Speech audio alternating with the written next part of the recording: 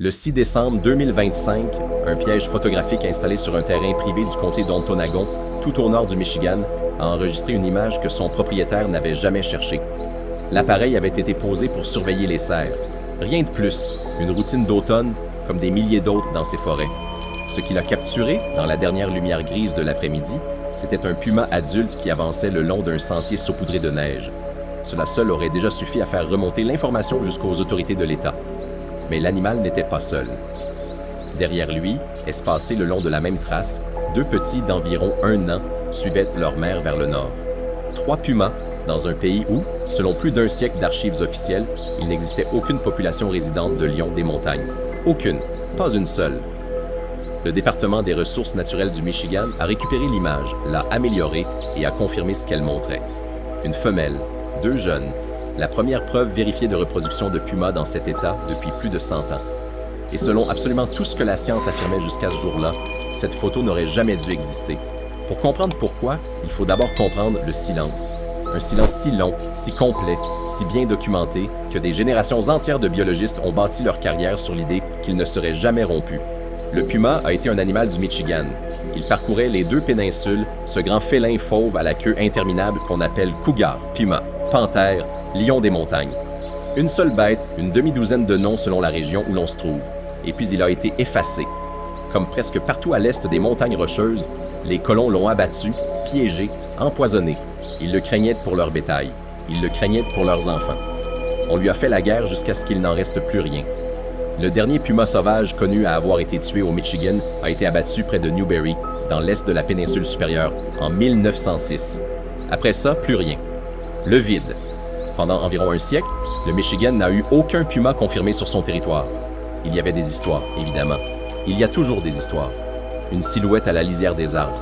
Une empreinte trop large pressée dans la boue d'un chemin forestier. Un cri dans la nuit dont les gens juraient qu'il n'appartenait à aucun lynx. Les agences de la faune classaient ces récits là où l'on classe ce genre de choses, dans la catégorie non confirmée, quelque part entre les monstres lacustres et les panthères qui, une fois vérifiés, se révélaient toujours être autre chose. Et ce scepticisme, il faut le dire, était mérité. Pendant 100 ans, presque chaque lion des montagnes signalé dans les forêts de l'Est s'est révélé, après examen, être un gros chat domestique, un chien, un lynx roux. Un jeu d'ombre et d'échelle, des régions entières ont gardé le puma vivant comme mascotte, comme légende, comme fantôme, bien longtemps après la disparition de l'animal lui-même, le chat fantôme. La bête que l'oncle de quelqu'un jurait avoir croisée sur une route de campagne au crépuscule. Mais un fantôme ne laisse pas de traces dans la neige. Et quelque part dans ces forêts, quelqu'un allait bientôt en trouver. Encore fallait-il que quelqu'un soit prêt à regarder autrement que par-dessus l'épaule, avec un sourire poli, en écoutant le récit d'un chasseur trop sûr de lui. Face à un siècle de rumeurs, l'État a fait une chose intelligente. Il a construit un système qui ne croit rien sans preuve. Les signalements arrivent par un programme public que le département appelle « Eyes in the Field ». Une équipe spécialisée examine chaque cas, un par un, et élimine tout ce qui ne peut pas être confirmé par une photographie nette, une vidéo, une empreinte, une carcasse ou de l'ADN. Pas de témoignage sans matière. Pas de conviction sans support physique. C'est important, parce que cela change complètement la valeur des chiffres qui vont suivre. Le compte qui a commencé à grimper après 2008 n'est pas un compte de ce que les gens croient avoir vu. C'est un compte de ce qui n'a pas pu être expliqué autrement. Et pendant que le Michigan mettait en place cette machine à trier le vrai du faux, à Washington, on tirait un trait définitif. En 2018, le Service fédéral de la pêche et de la faune a retiré le puma de l'Est de la liste des espèces menacées. Pas parce qu'il s'était rétabli, parce qu'il n'existait plus, officiellement déclaré éteint. Le dernier puma sauvage confirmé dans tout l'Est des États-Unis, en dehors de la Floride, avait été tué près de la frontière entre le Maine et le Québec en 1938. Le lion des montagnes de l'Est, a conclu le gouvernement, n'existait plus, et n'existait plus depuis des générations. Ce verdict avait à peine 7 ans quand une caméra du comté d'Ontonagon a photographié une mère et ses 2 petits traversant la neige. Sauf que le silence, en réalité, s'était déjà brisé. Discrètement. Une décennie plus tôt, en 2008, le département a confirmé une série d'empreintes de pumas dans la péninsule supérieure. Puis 2 autres observations la même année, chacune validée par des traces au sol. C'était la première preuve solide depuis 100 ans. Et à partir de là, lentement, le chiffre a commencé à monter.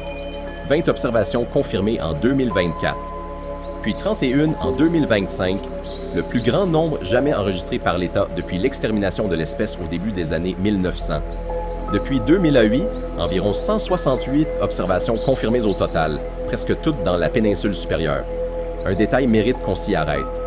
En 18 ans, une seule observation confirmée a jamais fait surface dans la péninsule inférieure, des centaines de kilomètres plus au sud. Un seul animal dans le comté de Clinton en 2017. Tout le reste est au nord.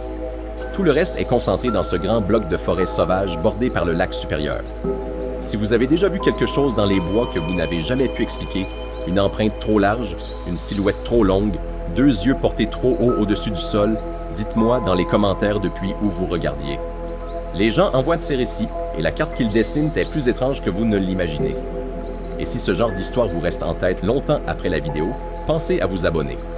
Parce que celle-ci n'est pas terminée. Elle ne le sera peut-être pas avant des années.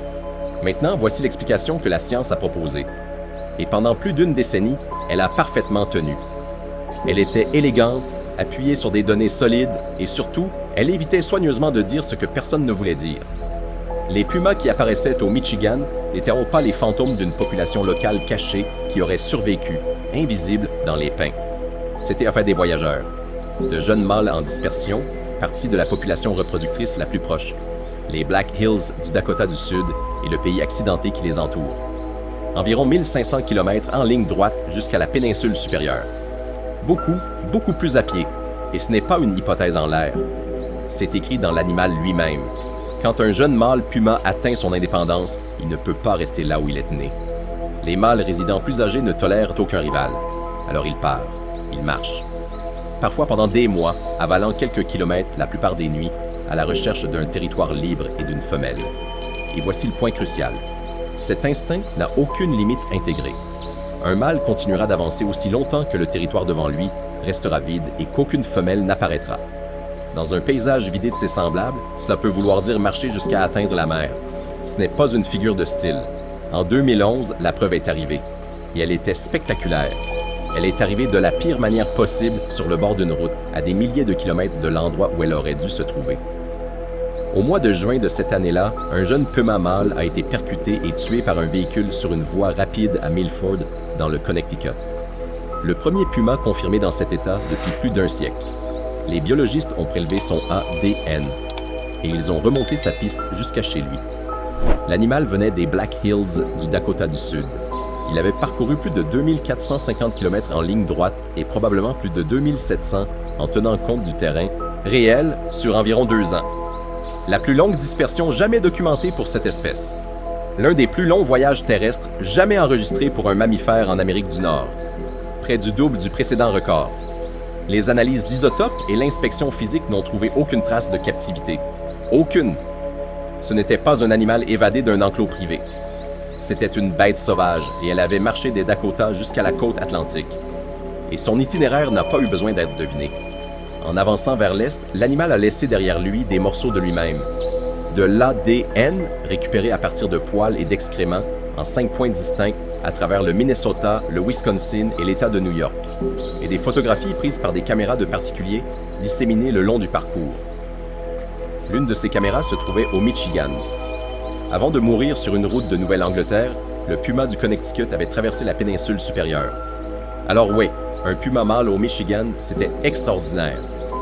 Mais c'était explicable. Les animaux ne faisaient que passer. De jeunes mâles solitaires suivant un long corridor étroit vers l'est, la plupart sans jamais s'arrêter, la plupart sans jamais croiser un seul être humain de toute leur vie. Les observations confirmées n'étaient pas une installation, c'étaient pas des empreintes de pas, les traces éparses d'une migration commencée à 1500 km de là et qui, pour l'essentiel, continuait sa route. Voilà, c'était la réponse, propre, cohérente, vérifiée par l'ADN. Sauf qu'un mâle, aussi loin qu'il marche, ne peut pas donner naissance à un petit tout seul. Et c'est précisément là que toute la construction, si patiemment assemblée pendant 15 ans, commence à se fissurer. Revenons à ce piège photographique du comté d'Ontonagon. 2 jeunes d'environ 1 an, marchant dans la neige derrière un adulte. Des petits, ce n'est pas le signe d'un voyageur de passage. Des petits, c'est le signe d'une femelle. Une femelle installée au Michigan depuis assez longtemps pour établir un territoire, pour mettre bas et pour élever 2 jeunes pendant presque une année entière dans l'hiver du Grand Nord. Le département l'a dit sans détour par la voix de Brian Rowell, son spécialiste des grands carnivores. Pour la première fois en plus d'un siècle, des lions des montagnes se sont reproduits dans l'État. Selon ses propres termes, il s'agit de la première reproduction de puma vérifiée à l'est du fleuve Mississippi depuis bien plus de 100 ans, peut-être même à l'est du Missouri, et la chronologie rend l'affaire impossible à balayer d'un revers de main. Les deux petits avaient été photographiés une première fois en mars 2025. Ils avaient alors 2 mois. Leur mère était introuvable sur l'image, ce qui avait fait craindre le pire pour eux. Quand la photo de décembre a fait surface 9 mois plus tard, ils étaient visiblement plus grands, toujours avec elle, toujours vivants après un tour complet des saisons. Pas une image fugace. Une famille qui avait tenu ensemble pendant presque 1 an. Et c'est exactement ici que l'explication propre s'effondre. Parce que les femelles pumas ne font pas ce que font les mâles. Là où un jeune mâle marche jusqu'à trouver un territoire, une jeune femelle a tendance à rester tout près de chez elle. Les biologistes appellent pas ça la philopatrie. Environ la moitié des femelles pumas ne quittent jamais leur zone de naissance. Et celles qui partent s'installent en général à quelques kilomètres seulement de l'endroit où elles sont nées. Les chiffres rendent l'écart presque absurde. Le plus long trajet jamais documenté pour un mâle, cette ligne de 2450 km jusqu'au Connecticut. Le plus long jamais documenté pour une femelle, une fraction de cela. Quelques centaines de kilomètres à peine. Et même ce chiffre-là a été traité par les chercheurs comme stupéfiant. Pendant des années, cette différence a tenu debout comme un mur. À l'échelle de toutes les données ADN et de toutes les preuves photographiques rassemblées sur la frontière et de l'expansion de l'espèce, une seule femelle avait été détectée à l'est du Missouri. Pas une seule n'avait jamais été confirmée à l'est du Mississippi. La femelle reproductrice établie la plus proche se trouvait loin, au centre du Nebraska. Et le front de ces femelles n'avait avancé que d'environ 250 km vers l'est en un quart de siècle. C'est à cette vitesse-là qu'une population de pumas se déplace réellement, parce qu'elle ne peut pas aller plus vite que ces femelles, et que ces femelles ne bougent presque pas. Les mâles pouvaient atteindre le Michigan. Tout le monde en était d'accord. Les femelles, elles, ne le pouvaient pas. Et sans femelles, il n'y a pas de petits, pas de tanière, pas de génération suivante. Une migration de mâles solitaires est une impasse biologique, une ligne d'empreinte qui ne laisse rien derrière elle. Et pourtant, dans la neige du comté d'Ontonagon, il y avait des petits. Alors la question qui a fait basculer toute cette histoire est devenue très simple et absolument sans réponse. Comment est-elle arrivée là? Personne ne peut le dire avec certitude. Ce qui reste, ce sont des possibilités, et pas une seule n'est rassurante. La première, une femelle l'a simplement fait. Que quelque part à l'ouest, une jeune femelle a rompu avec tout ce que sa biologie prédit et a marché le même gant de 1500 km que les mâles, traversant les autoroutes, les rivières, les terres agricoles ouvertes et survivant. Si c'est vrai, c'est l'un des voyages les plus remarquables que cette espèce ait jamais accompli, précisément parce que les femelles ne le font presque jamais, et la route est mortelle. Les chercheurs ont décrit le Midwest comme une sorte de cimetière pour les pumas en dispersion. Un endroit où, pendant des décennies, presque aucun animal retrouvé n'avait plus de 3 ans. Ils sont fauchés par des voitures, ils sont abattus, ou ils disparaissent tout simplement avant d'avoir pu s'installer où que ce soit. La deuxième hypothèse est plus discrète et, à sa façon, plus troublante. C'est que les pumas sont dans la péninsule supérieure depuis bien plus longtemps que ce que les archives admettent, que la courbe des observations qui grimpe depuis 2008 ne mesure pas l'arrivée des félins, elle mesure l'arrivée des caméras. Le département exploite aujourd'hui plus de 1300 pièges photographiques à travers la péninsule supérieure, installés au départ pour compter les loups. Et il reste des millions d'images qui attendent encore d'être examinées, une par une, à la main. Il est parfaitement possible que les animaux aient été là depuis longtemps, présents en petit nombre, peut-être même en train de se reproduire, sous le seuil de ce que quiconque était capable de remarquer. Que ce qui ressemble à une arrivée soit en réalité une découverte. Une population toujours là, ténue, enfin vue. Et le Michigan n'était pas le seul endroit où cela se produisait. Au cours des mêmes années, des biologistes ont documenté une reproduction de pumas dans le nord du Minnesota également. Selon certains comptes rendus, les premiers félins nés dans l'une ou l'autre de ces régions depuis un siècle. 2 premières fois discrètes, faisant surface presque au même moment sur les rives opposées du lac supérieur. Quoi qu'il soit en train de se passer, cela ne ressemble pas à un animal égaré ayant perdu son chemin. Cela ressemble davantage à un front. La troisième hypothèse est la plus ancienne et celle qu'on écarte le plus vite, que ce ne sont pas du tout des pumas sauvages de l'Ouest, mais des animaux captifs échappés ou relâchés. L'explication vers laquelle on s'est tourné pendant des générations pour tous les lions des montagnes de l'Est. Sauf que les preuves physiques pointent obstinément dans l'autre direction. Le félin du Connecticut ne portait aucune marque de captivité. Quand un puma a été percuté par une voiture dans la péninsule supérieure, le département a récupéré le corps et l'ADN. Échantillon après échantillon, les résultats reviennent identiques. Sauvage et de l'Ouest. Quelque part, dans les congélateurs et les disques durs du département, une partie de la réponse existe peut-être déjà. L'ADN prélevé sur le puma tué sur la route. Les échantillons qui viendront un jour de la mère ou de ses petits, si on parvient un jour à les récupérer.